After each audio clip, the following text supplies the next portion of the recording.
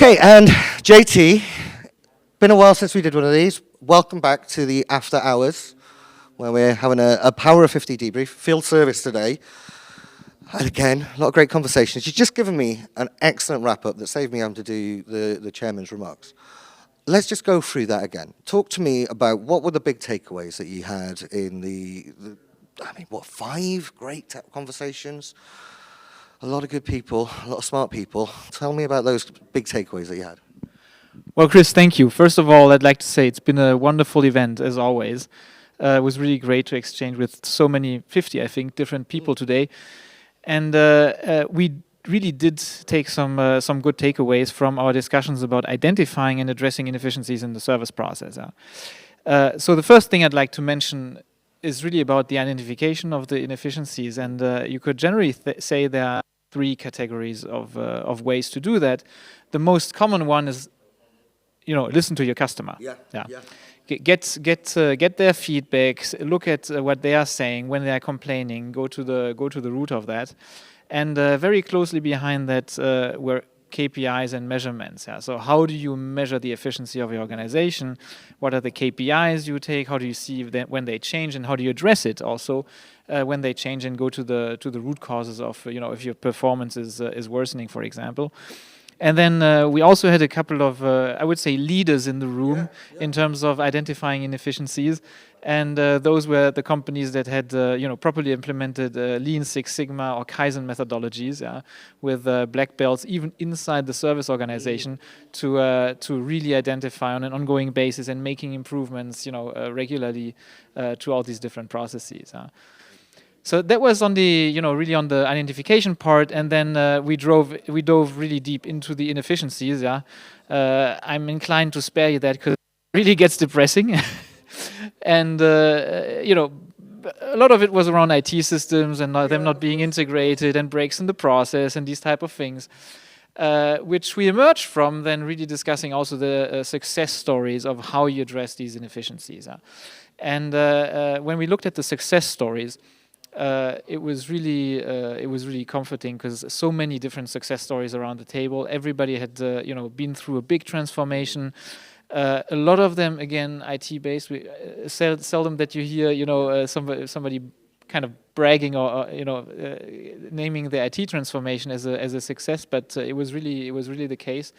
A lot of companies having gone through that, made changes, integrated more, automated scheduling, all these different things. And then we also spoke about quick wins, because I love quick wins.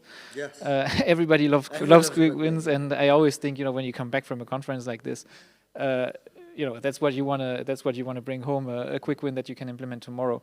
So also there, some really interesting things from bringing the management of the organization to actually do the job of the field service technician, and also bringing the engineers to the customer.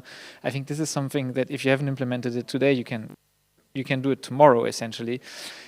So that was these type of examples were really what drove it home here.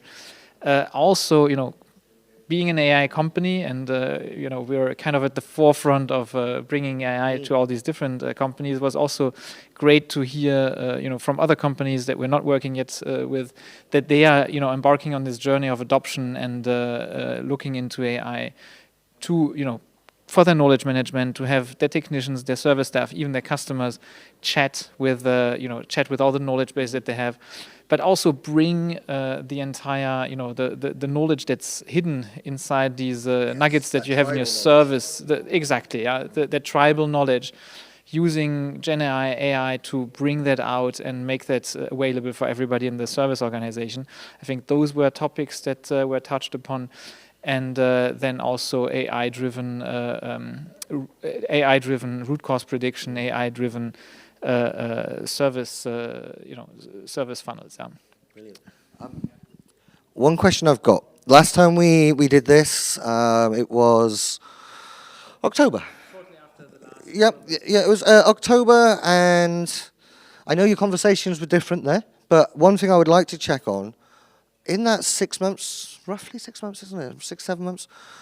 How's the conversation evolved in terms of, because I got a sense today that there was more of an understanding of where AI will sit, if not necessarily how the what is kind of understood. But is that a fair assumption, or?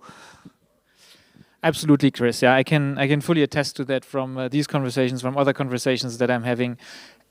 It's moved from this thing that everybody talks about, but nobody really understands, to this thing that everybody is starting to do something or has already done something, has a pretty good understanding also of what are the use cases that they want to implement, of where the efficiencies are coming from. There's also a better understanding, I think, also of the impact that it can have. Yeah.